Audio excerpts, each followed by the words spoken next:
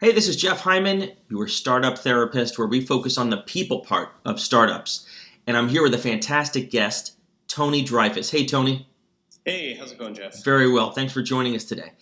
Tony is with a fascinating business, Metropolis Coffee Company, and he's got just a fascinating story to tell. Tony started the business about 12 years ago. It's a very successful coffee company in both wholesale and retail with one actual cafe location, but does business with hundreds and hundreds of wholesalers, and we'll talk a bit about that. And he's drinking coffee right now. Tony's based in Chicago, and Tony's been very public about some of the stress and anxieties and other issues related to being CEO and founder, which is something we talk a lot about on Startup Therapist. And he's been very kind to share his story, which I give you a lot of credit for, Tony, because I know it's not always easy to do so. But before we get to that, tell us just 30 seconds, 60 seconds about the business itself. Sure. My dad and I are the owners. We're 50-50 partners. We have no outside investors. We started our company with a cafe and a roaster in the back. We've grown now. We'll roast 1 million pounds this year for quality-minded businesses and individuals that like great coffee, but like to feel connected with the company and a little bit of positive social change that comes with that. And is it positioned as kind of a premium brand or super premium, or how does it fit into the landscape of coffee? Yeah, it's a craft brand, but it's an approachable craft brand. Got it. So we are very much in the business of helping people to discover better coffee and to make it in a way that makes it an easier decision. We're inclusive rather than exclusive. Got it. And what led you and your father to start the business? What were you doing previously? Well, many things. I was a taxi driver while I was finishing my bachelor's of philosophy. Right. Of course, coffee guy. Right. Degree, and I had a cup, and it changed my life. I just decided to pursue it professionally. Great. My dad he's a linguist, and he became interested in coffee independently. On a whim, I flew out to Seattle. We went to a trade show. Got really excited in an espresso drinking competition, and which I don't recommend. That'll keep you up for weeks, right? For sure. What's it? Blood pressure issues. But we came to a roaster booth and saw a machine and fell in love with it and bought it, and the rest is history. Great. Awesome story. Well, we'll talk more about the business in a bit, but we really want to focus on you as co-founder and head of the business.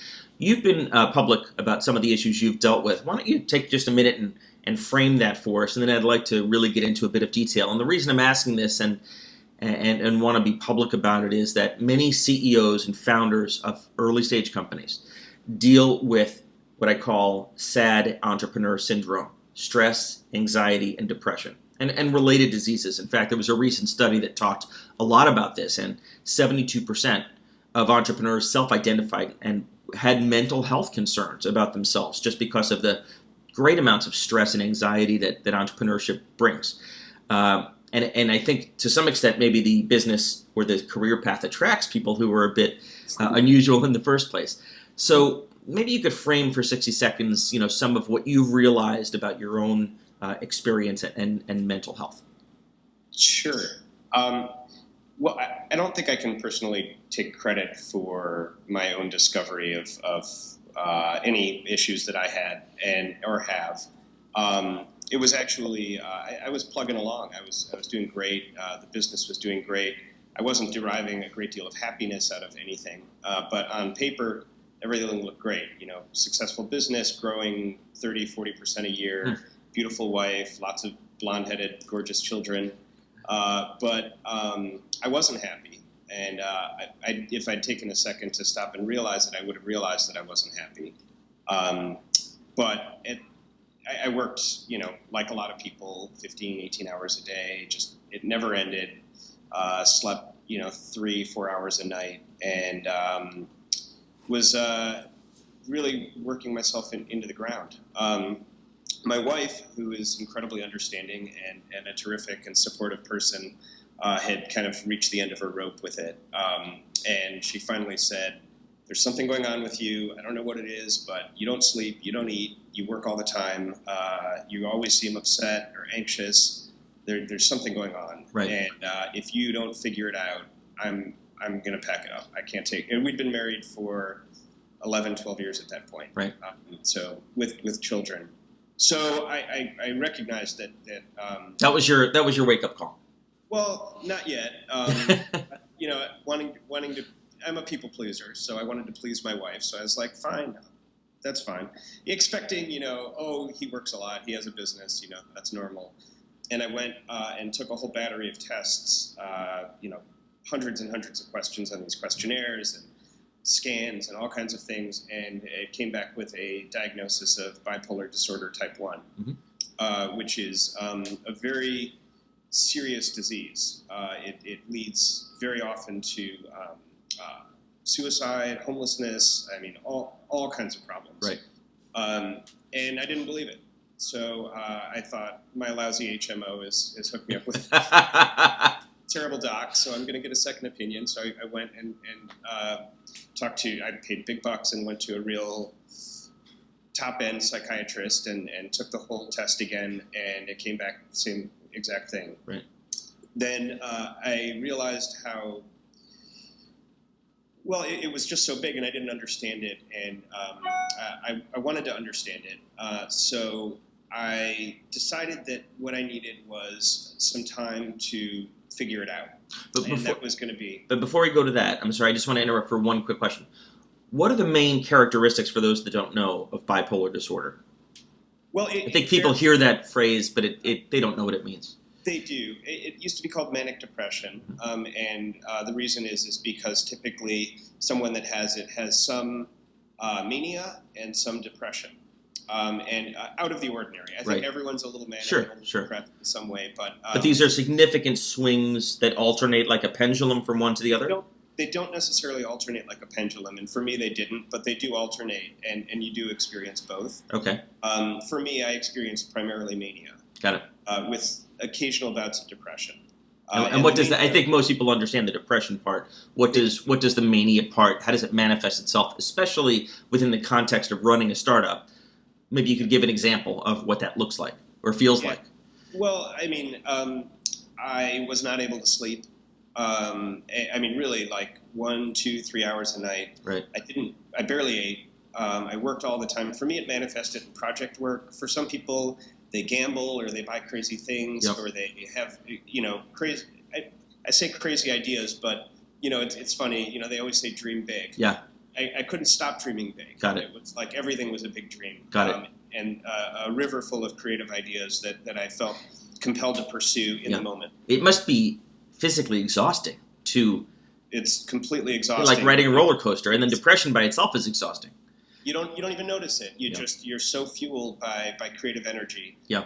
And I was really worried about that, actually, about losing my creativity. Right. Now, do you think in hindsight, now that you're well aware of this condition, and we'll talk in a minute about what you've done about it, do you have any sense, Tony, about whether becoming an entrepreneur and founder caused it or made it worse, or whether it pre-existed? In other words, what was the sequencing, and how do these two mix? It's an interesting question, and I think that there's a drive for what's considered success, and I think it's rewarded in the entrepreneurial culture, or really in a capitalist culture, where success is growth, success is biggering and biggering, like the Lorax said. Right. And I think that it's very easy to get caught up in that, where, I felt that if I grew Metropolis, that would be successful, and that meant that I personally was successful. Yeah, sure. It became the embodiment of you. I think it's all part of the same thing, and I think I had to reframe that because I do believe absolutely that our culture would squeeze the life out of anyone. Sure. In the pursuit of success, right? Or so-called success. But you don't attribute this condition to becoming an entrepreneur. It predated it. It predated it. Okay, got it. Yeah. It just kind of brought it out, right? Or brought it to the surface. Right. It allowed for it to be more on the surface. And it was rewarded. I mentioned that study recently that was done amongst hundreds of entrepreneurs, and it similarly the conclusion was it does bring these underlying surface issues to the surface, whether it's depression or ADD or addiction. There are a lot of things that can help alleviate bipolar disorder that are natural, non-medical, like balance and sleep and nutrition. Which don't come from running a startup.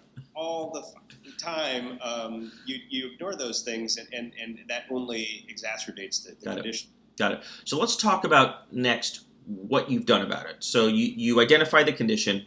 Yep. It was verified by top psychologist. Right. You went home and you're like, wow. Where do you go from there? So, one thing about me and bipolar disorder is I used to be very much an all or nothing person.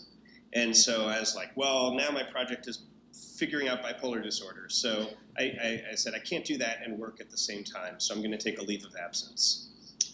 So I promoted my operations director to temporary CEO. And I took about a 3.5-4 month leave of absence from work. Wow. With a goal of doing what? What were you out to figure out? Well, I didn't know. The goal was to find health and to focus on myself, which I really hadn't ever focused on myself or my own health. And I didn't really know what the goal was. It must have made quite a statement to your wife, I assume. It did. About your seriousness. And then how forthcoming were you with your team, with your staff, as to why you were taking the time off? With my close-in staff, I was very forthcoming. Got it. I sat down with them, and they were relieved because one of the ways that bipolar disorder manifested in my work is I would dream up massive projects, dump them on people, with no support, and they would, say, "Oh my God, what do I do with this?" Right. So it gave a name to it, which I think was very. It was the beginning of healing for everyone. Got it. So what did you discover during those 3 months? I discovered that I didn't have much balance in my life. I discovered that I wasn't present with the people that I cared the most about. My family, I was always somewhere else in my mind. Yeah. And when I really focused in on that, I was able to, I guess, in the practice of it, achieve being present more. I realized that I didn't appreciate the successes that I had. That I was already, as soon as I would achieve something, I was already on to the next thing. Yeah. And I never really took a moment to have gratitude for that. I realized that I was really unhealthy. I didn't take care of myself. Yeah. So that's what I focused on. Got it. You sought out help, one not just from the person that helped you identify this, but did you visit spas, read books, meditate? Yeah, sure. What did you do? I found a great. I kept searching for bipolar disorder entrepreneur, therapist. Because I felt like I needed somebody that understood the unique demands of the entrepreneur. Right. And I found a great therapist who I just think is awesome, and he works with a number of entrepreneurs. Wow. I'd be happy to share his info. I'll include that on the website with this interview. That would be great. He's amazing. And he really helped me understand being present in the moment. And he helped me with meditation and breathing and all kinds of things that have been very, very useful, as well as more kind of meat and potatoes stuff, like how to schedule, how to think about my goals in a larger sense, not just my business goals, or and how to enjoy my life, the beautiful life that I had made for myself, how to actually enjoy that. Yeah. What other changes did you make in terms of health, food, sleep, nutrition, exercise? Well, one thing I did was I tracked my mood, and I would do that several times a day until I became aware of what my mood was. Because before that, I wasn't even aware of how I was feeling. Yeah. Whether I was depressed or manic, or I was totally out of the loop of myself. Yeah. So I did that. I really made sleep a priority. So I figured out how to sleep at least 8 hours a night. That was huge. What was the key to doing that? Going from a position of not being able to sleep at all to, it sounds like, pretty good sleep. Yeah. For a lot of our viewers, I hear sleep is an issue. I had to wind down my day. What's that? I had to wind down my day. Yeah. Because I used to work into the night. After everyone would go to sleep, I'd be emailing and texting, and I had to put my phone away and get the screens out of my face and do a little bit of meditation, some breathing, and just naturally Got it. fade into the night. What about TV or music or alcohol? I'm not really a big drinker. I don't watch a ton of TV. I guess that wasn't really an issue for me. Got it. Mostly just having a routine and quieting down my day and quieting down my mind. Got it. Especially the mind. That's the hard part. There's been so many studies about the benefits of sleep, and I know it sounds almost cliche, but maybe you could quantify it. So you went from 3 hours sleep to 8 hours sleep. Yeah. What kind of changes did you see just from that? You know, I don't know if I've thought about that before. I know that it basically knocked out a good deal of the mania that I had. I mean, I would wake up. It was like the cycle never ended. Yeah. You know, so little sleep that each day would blur into the next. So I don't know how I can exactly quantify that other than to say I couldn't do without it at this So point. it was a transformative change. It was transformative. Got it. Absolutely. Yeah. Got it. You have ongoing, continuing dialogue with a therapist or a psychologist? Both, yeah. And that's obviously very helpful. Are there even medications on the market for this type of condition? I don't even know. There are tons of medications, and I had the wrong medication a couple of different times until I finally landed on one that worked for me. So the doctor really needed to titrate the meds to figure out the right combination or whatever. Absolutely, and I'm not the kind of person that really likes to take medication. I actually dislike taking medication. Yeah. So for me, as many natural things as I could do to take the least amount of medication possible, which is what I do now. Yeah. I give you so much credit, Tony, for being open about this, and I'm interested in what impact that has had on you, because for many of my clients or many of the viewers, in fact, our tagline is "It's lonely at the top." They feel like there's really such a stigma. Well, it's interesting because there is a stigma, and I think that it's a unique position that I'm in as a self-employed person. With no investors, no VCs. Money, exactly. Right. So I can, I can... Yeah, but I appreciate that, but your employees obviously know you're on this video, it's on the web, and Sure. so what impact has that had on you, just everyone understanding this issue, this condition? Is it embarrassment, relief that it's out there? What impact has it had on you? There was a little bit of relief. It was interesting. I'm pretty good at delineating between my work life and my family and my community life. And I realized I was approached by Cranes for an interview. And, it was one of those confessional sections of Cranes. Yeah. And I realized that I had an opportunity to create positive change in the business community by being forthright and honest about some of the things that have like my bipolar disorder. Yeah. And so I decided to seize the opportunity and to talk with the reporter openly and honestly about it. Right. At that point, it became public domain in the business community, but most of my friends don't read Cranes. Yeah, right. But I recognized some of them do, and then it was weird because it was partially out there, but partially not. So then I wrote something on Facebook to my friends and my family, and the response has been overwhelming. It's fantastic. I guess you find out who your real friends are when you do something like that. I haven't had a single negative comment. Fantastic. And people have really embraced it. So the last question, I guess, is with that in mind, if you're talking to an entrepreneur, a founder who's watching this video, and they are experiencing any host of what we've been talking about or other conditions, depression, stress, anxiety, something more severe like what you've had to deal with, alcoholism, addiction, whatever,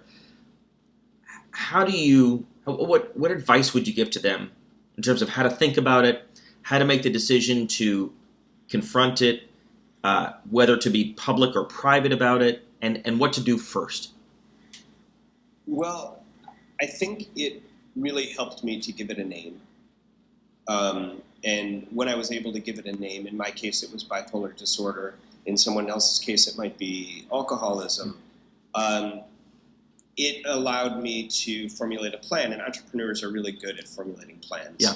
And so I was able to map out my recovery. You made it a project, which is something you're good at. Really good at that. Yeah. I think that it's really important to understand that your own health and the happiness that you get, whether it's from your work or your life, is absolutely, for me, is my number one priority. Right. The love that I have for my family and my family has for me, and to the other things are they're a distraction from that. Yeah. So you have to take care of yourself, and it's really important to find help that's relevant for you. Right. There is a lot of help out there that's not that helpful, and so find somebody that you can talk to and that you trust, and then follow that plan. And at the end of the day, knowing that you have been public about it, do you think that's part of why you've been successful, or do you think for the founder entrepreneur thinking about this, they could do it privately as long as they do some of the things you've talked about, or do you think it really needs to be done publicly? No. I was private about it for years. Got it. I mean, I was semi-public, I guess, with a few people in my company and with my family, but I didn't like come out, until very recently. Yeah. And I think that you're never fully recovered from anything, but I think I'm primarily recovered. Right. But you can definitely do it privately, and if you don't feel comfortable coming out, well, that's fine. That's your business. Right. But I think it helps others if you do come out. Yeah. Because it shows that there doesn't need to be a stigma, and some Sure. of the people that move the earth have plenty of issues. Sure. And entrepreneurs, especially, like I said, are just have so many issues that they deal with, and the industry attracts people that have some of those issues to start with. Yeah, and I'm a bleeding heart liberal from Madison, Wisconsin, and I feel like I need to help others. Yeah, great. And that's always been a primary motivator for me. Well, just doing this video is a fantastic step, and Tony, I so appreciate it. How can people learn more about the business or get in touch with you? Sure. Tony at metropoliscoffee.com or metropoliscoffee.com is a good start. Great. And you're based in Chicago, Illinois. Chicago, Illinois, yeah. We do have a national presence, but international, in fact, but we're based in Chicago. Great. Well, thank you so much. I didn't know you on the previous side of dealing with this, but you seem so centered and so healthy, and I give you just so much credit and gratitude for sharing your story. Thank you. I really appreciate the time. Great. Thank you, Tony. Take care.